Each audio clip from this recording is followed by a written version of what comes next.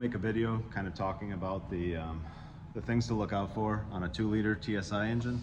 This is a 2012 Volkswagen GTI with a 2-liter, and the engine code is CCTA, but most of these 2-liters in the Audis and Volkswagen and the Volkswagens as well, they kind of, even if it's a TFSI from the same kind of year, they share a lot of things, and most of these problems will apply to both of them. I like these cars. I'm not just making a video to badmouth these engines. You know, I have one personally. My wife drives a Audi Q5 that has the same kind of thing, and I'm super familiar with them. And I'm just going to kind of go through all the problems they have. And you know, as far as the good things about them, obviously they're capable of making a lot of horsepower. They're super efficient motors, but they're hard to recommend to people that don't either have, you know, a lot of money to spend and really like the car, or people that are, you know, just going to fix it themselves, you know, mechanics or people that are mechanically inclined.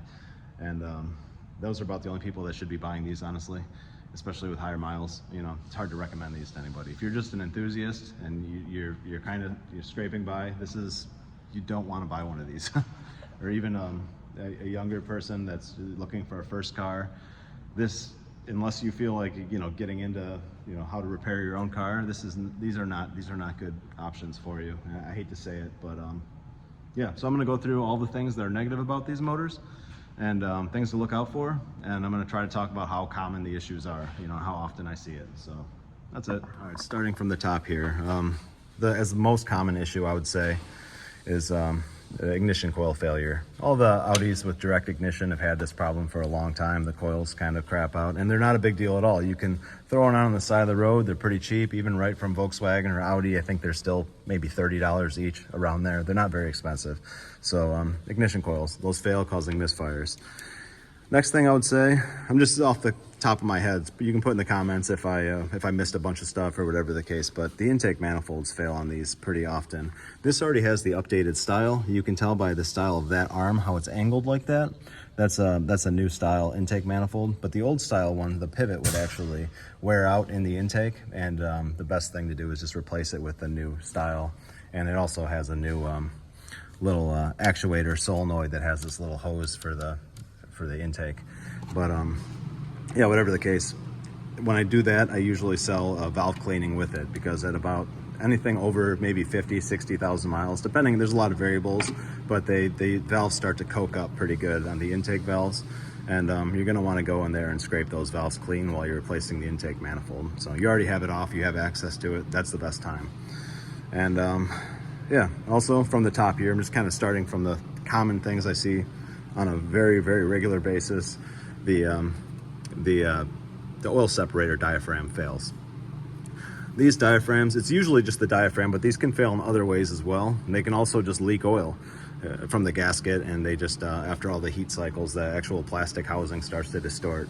But the diaphragm, when that tears, it pulls full suction, intake manifold suction, which is, you know, deep vacuum, onto your crankcase. So you'll all of a sudden have a bunch of suction here at your oil cap, and you won't be able to remove this with it idling very easily at all. It'll be sucked down because it'll be applying way too much vacuum to the crankcase.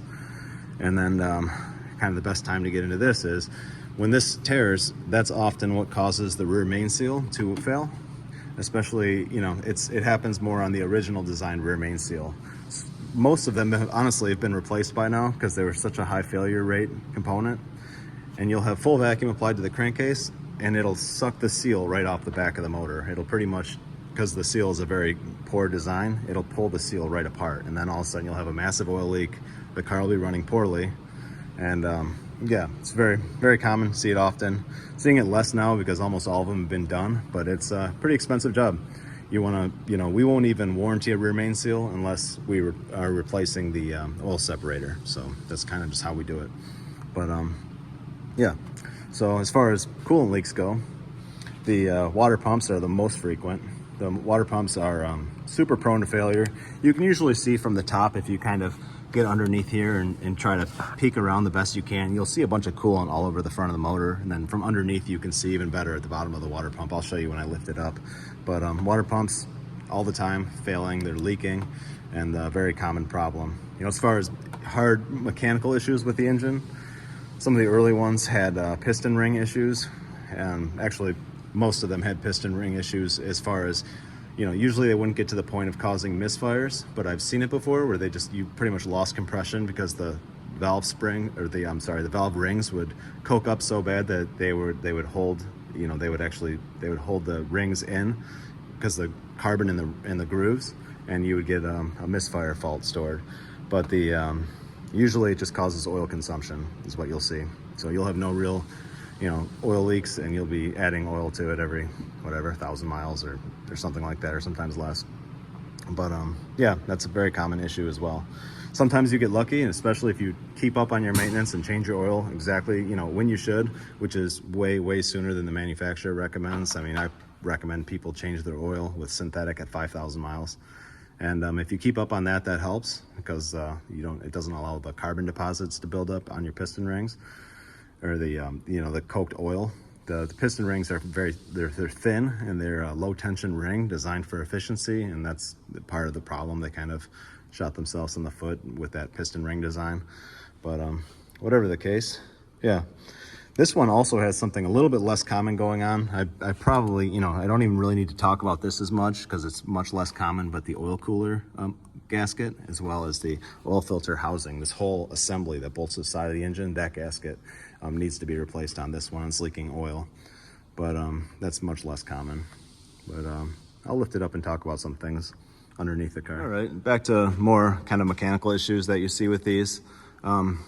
The timing chains, they're a very regular repair I'm doing very often. They updated to a different design that seems to be slightly better, but I've seen some of the updated ones already stretch and fail. That can cause, catastrophic failures. Interference engine, so if your chain jumps and it's out of position far enough, it'll bend all your valves, and sometimes the valves will actually, the heads of them will fall off and punch through the pistons. I've seen that before in the past too, but usually they just bend them and then you have to do a valve job. But yeah, from underneath you can see the oil is kind of all over the AC compressor, and that's drips hanging off that. That's a sign that's the oil cooler gasket is what's leaking. You can kind of see, it looks like someone's been in here doing some kind of janky repairs, but whatever the case, you can see the oil cooler is leaking. Also, a lot of times from the bottom looking up, you can see that the valve cover gaskets, or I'm sorry, the upper timing cover gasket leaking. If you look straight up there like that, you can just barely catch the edge of it, and you can see some oil staining around there. It's very common, the upper timing cover gasket, but it's not that not that difficult of a fix, so it's not a huge deal. As far as common problems with these, I've seen much less common, but this can happen. This is something to look out for. I've had several of these come in, towed in as a no crank, and the actual balance shaft bearing seize up on them. It's kind of a bad design balance shaft bearing, and it's fixable. Usually it's not, you'll think that the engine's toast because it's seized up. You can't even crank it over, but it'll just be, it'll spin a bearing for the balance shaft, just the way the oil feed works through these little plastic passages. It's a very strange setup, and you can just put in new updated balance shaft assembly with bearings, but it's basically a timing chain job plus a bunch more. So it's not a great job. It's pretty big. A lot of these cars it'll total depending on the condition of it. But yeah, so rear main seal, timing chain, oil separator, water pump, and the turbocharger. I didn't really get into that yet, but the turbochargers are also a pretty high failure rate component. They're not great to get to. They're not that difficult of a job, but the turbocharger itself doesn't fail as often as the older ones do. The older ones would have more problems with the actual bearing and stuff like that. These ones, it's just the wastegate flap. The wastegate flap pivot actually in the exhaust housing. It's hard to see from here. You can kind of look at it if you look up there. It's right, let me see if I can point to it, right here where the pivot goes into the exhaust housing. It actually wears out, and then you'll get low boost pressure. It'll be P0299 fault, and the fix for it is you can either pull it apart and try to repair it yourself and drill out the pivot and put a bushing in and do these crazy repair kits, which is kind of a risky thing, or you can replace it, the turbocharger altogether, which is usually, if we do, if we do that job, then we'll give you a warranty with it, But yeah, so a lot of other things I'm sure I'm missing here, but as far as just the engine goes, that's those are the real common things. I've seen the cars come in with basically a couple days ago with all of that happening. I mean, literally everything I've mentioned was happening. I had that happen on a Q5. These jobs are all very, very common. I had this Q5 come in yesterday. It had low boost pressure faults. The wastegate was all flopped out. The water pump was dumping. The timing was out of phase. It was, you know, the chain was stretched. What's nice is you can kind of look at, with a scan tool, if you look at measuring block values, you can kind of see the intake cam phase, and you can see if it's further out than like -4, percent or degrees, then you can start to say it's starting to stretch or whatever. So that gives you some kind of heads up usually before it completely fails. So it's something I check on a pretty regular basis on these cars. But yeah, that's just a couple things. I'm not getting into this car, specifically as far as other issues these cars have, but those are just with the 2-liter TSI and TFSI engine. So put in the comments if you think of anything else that I missed. Thanks for watching.